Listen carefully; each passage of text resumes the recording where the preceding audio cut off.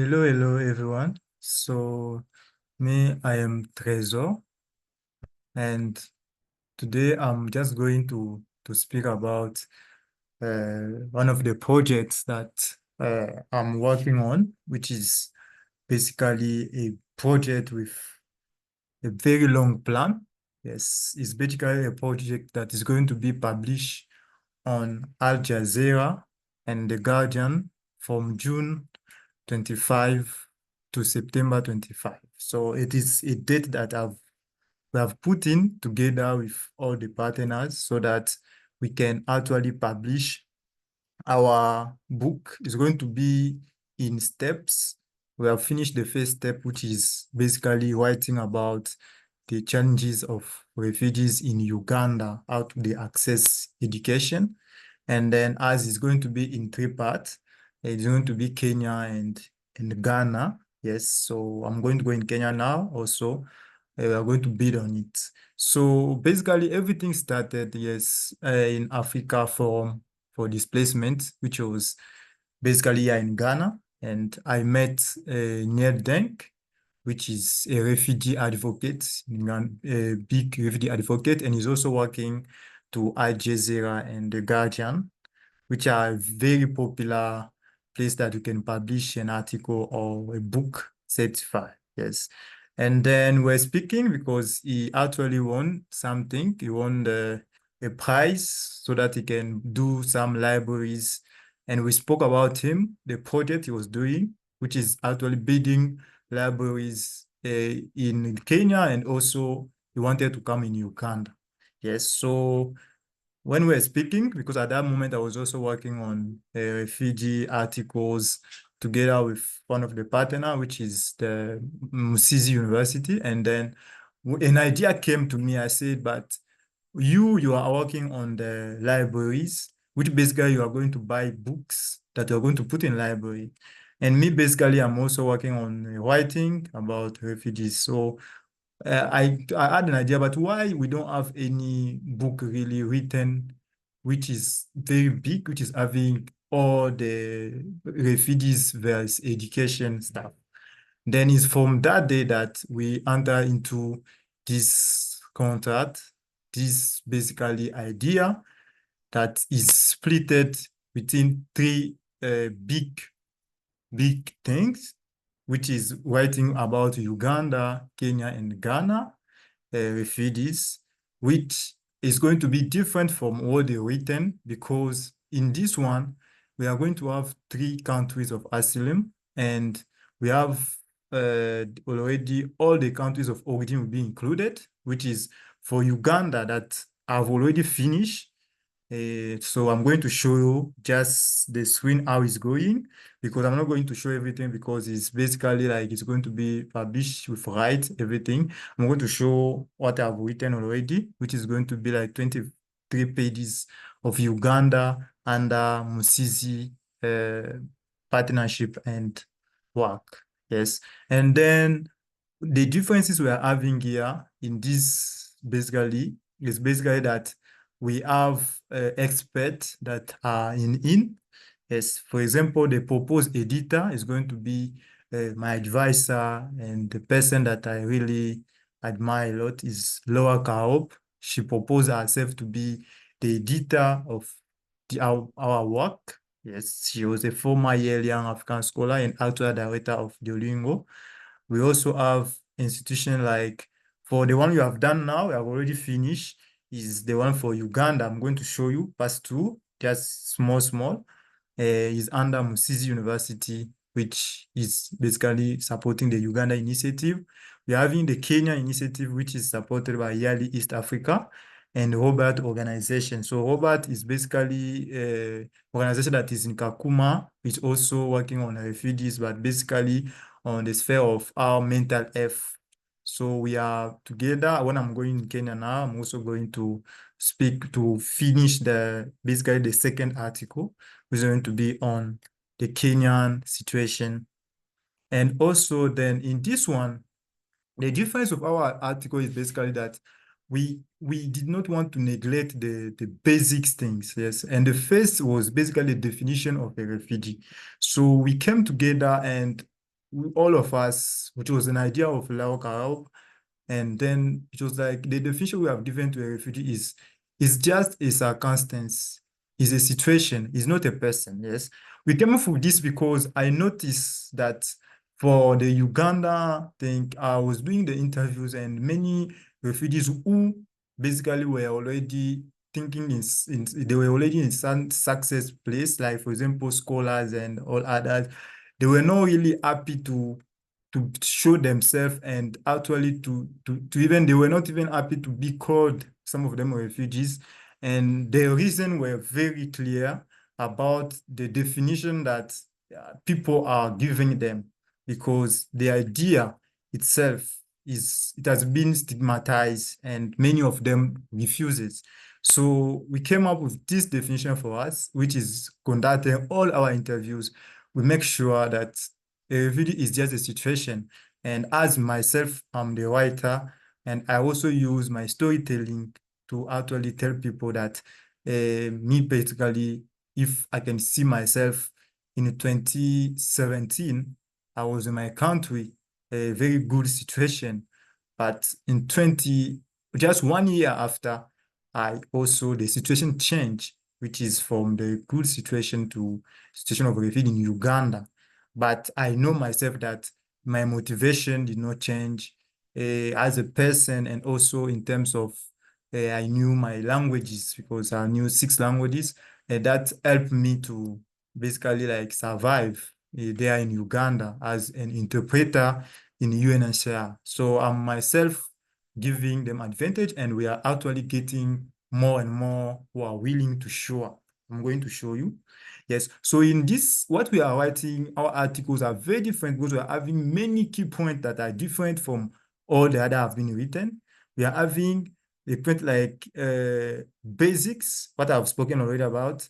We are having interviews. So our interviews are not reported anonymously, like everyone is accountable. So we are actually writing names. People accept, the refugee that accept to be in our interview, they are willing, they share everything, all the details. So it's going to be different from other where maybe they write it and is people don't want to show up.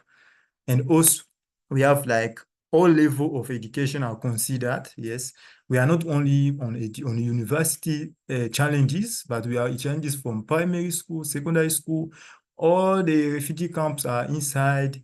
We are having the 3 countries of asylum, and more than 20 countries of origin will be considered, where we see Uganda, we see South Sudan, Congo, or Rwanda, and all other things. In Kenya, the same. Here in Ghana, which is going to be the last one, we are going to also be with Cote d'Ivoire and all other Burkina Faso and all other refugees this time. Yes, the article will be done in 6 languages. As myself, I also speak 6 languages.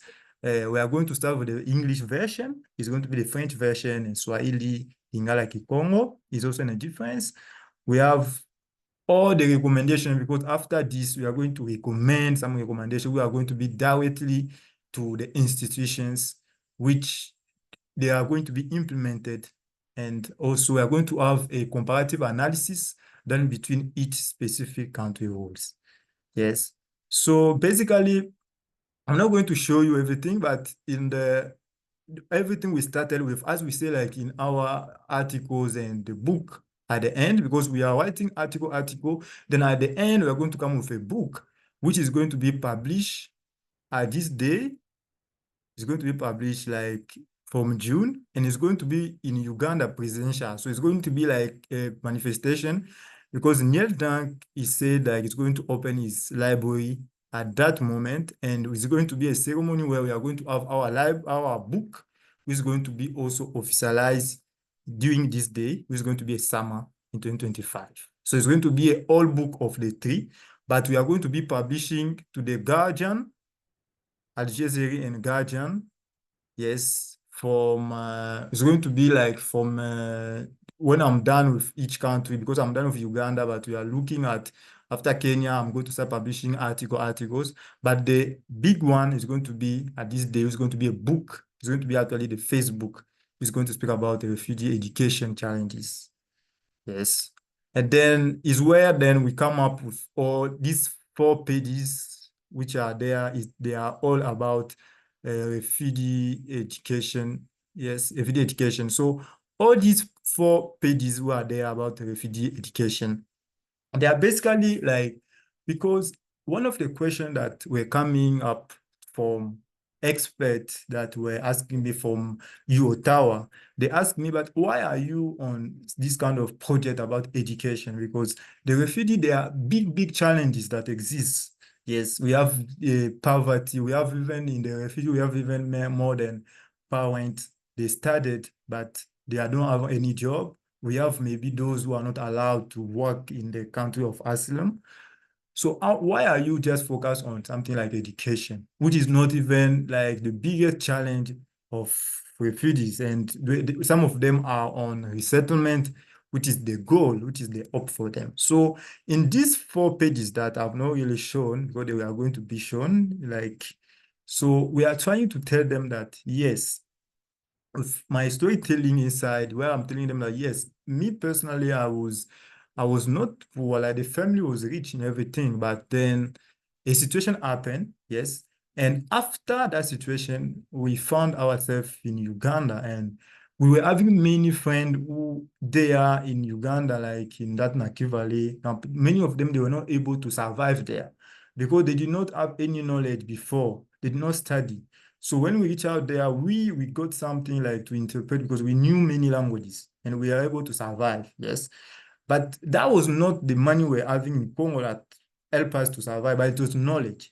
So for us, we are on the education because we think that, yes, we can, a refugee, the only hope they have is the resettlement, which is like 1% of refugee who got resettlement, like since it started. So, but resettlement itself, in we know that resettlement that is not a guarantee, is something that still, because I always give the example of Ukraine, where we are seeing that there were many refugees who were resettled in Ukraine, which was a safe country, yes. But then today, they have been bought in other countries. So we found ourselves that people who studied even before being resettled, those people, they actually succeeded in life because when they go in Ukraine and there was a problem again, when they went to maybe in France and they were able to have skills, so they still survive. So for us, in all of this, we try to prove that, yes, education is actually empowering people because that one is the guarantee. Your brain will never leave you. Basically, is what we want to show up in that why we are focused on education. And then we come with all these statistics. I think I'm going to just go. The first article we wrote already, we are done for Uganda, is like what explain something, the writer Musizi, under Musizi department, and we have all the pages. They are going to be like 23 pages. Yes, we start statistic where we are showing how the education problem is primary and secondary. All these, I'm not going to speak now because they are going to be published, but I'm going to go to the place how we are supposed to be doing this, which is going to be like the result. The way we are going to do this is that it's going to be actually very like the result of each of our article per country is going to be on storytelling. Is we are going to go on ground, yes, where we are speaking about stories that actually themselves, refugees themselves are saying, and their names are recorded, their details are recorded, yes, and then they are accountable about that, yes. And even ourselves, as we said since the beginning, we say that it's a situation, it's not a person. So with that, we actually get many, many of them. The other are going to come down here. We are going to see we have many scholars who accepted by that definition. Many of them also refuse, yes, because they don't want, and we understand that because it's not easy at all to be like that if you think that maybe the stigmatization and all those stuff. Okay. Then in our, and like the one for Uganda, I started from my own story, yes, and which basically was the way I said you that I was not so bad. I was francophone, yes. But the key thing here was about, I think the key thing here was about basically the Laura implication. Yes, I think the lower implication was around here where I speak about the way like I really suffered a lot because I did 4 years of gap where I was actually applying for USA university. Yes. And then after that, I got a chance of getting a scholarship to Ashesi, yes, to Ashesi University after all those 4 years of gap, yes. But then I was so happy because it was under Mastercard scholarship. I said, no, it's a full scholarship, so it's going to be okay. But then I was very shocked when I received a message that I should submit a passport by a certain deadline, yes. And for me at that moment, as I knew that even some money for food was not even able.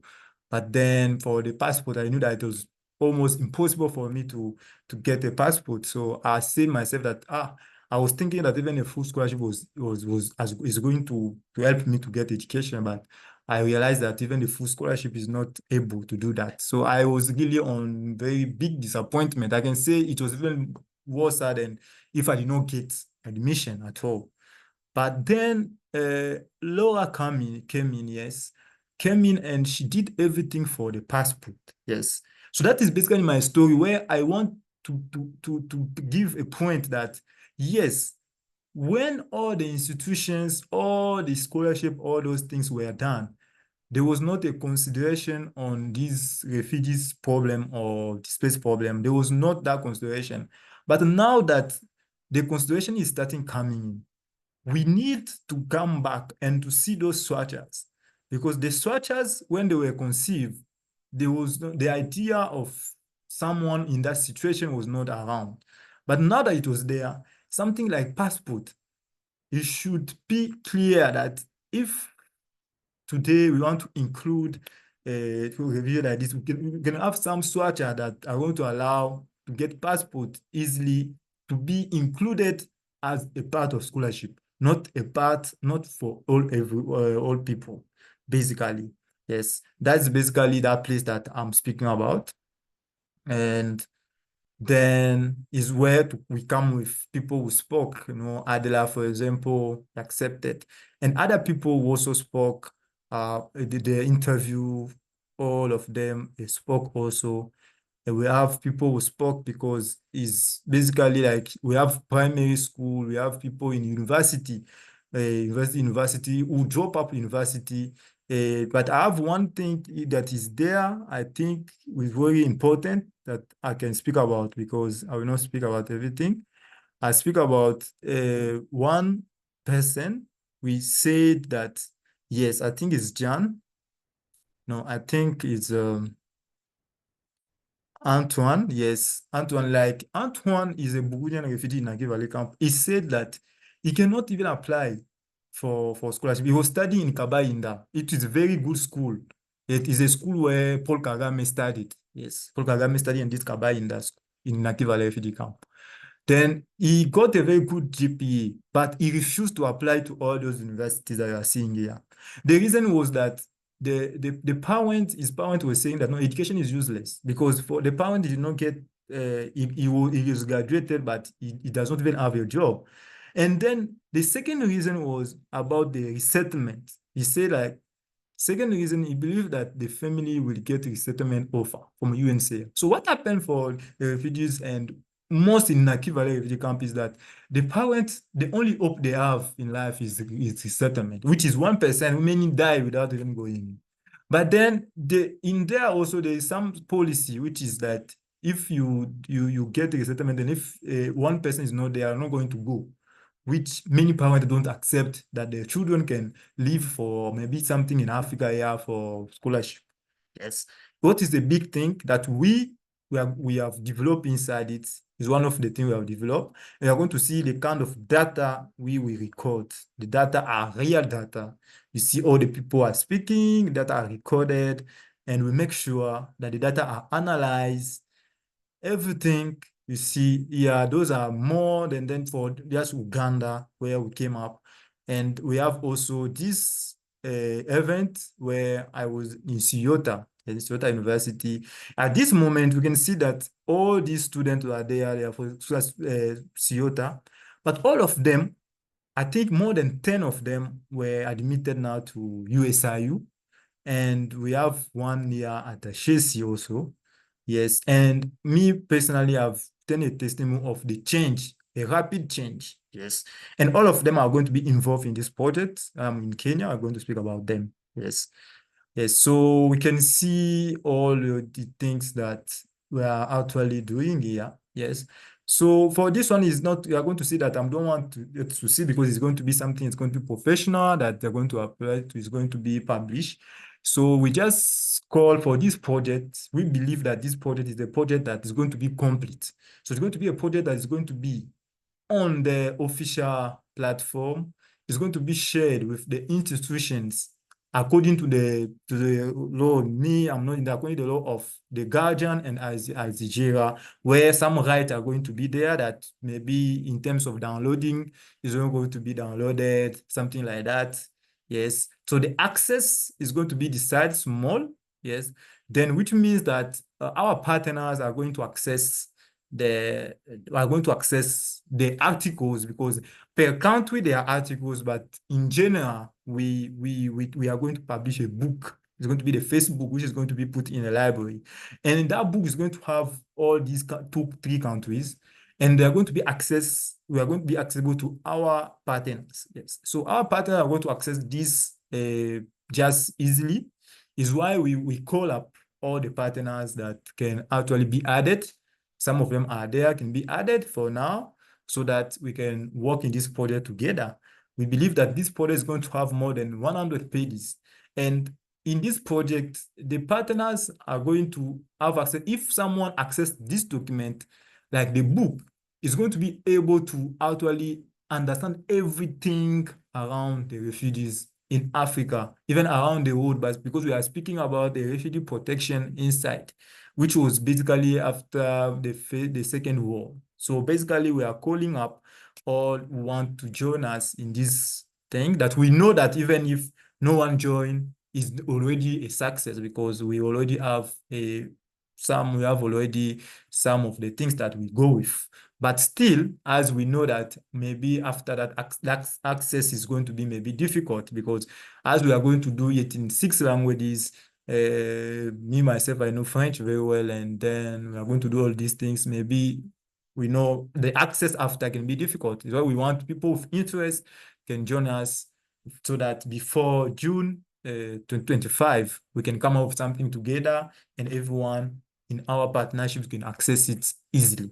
Thank you.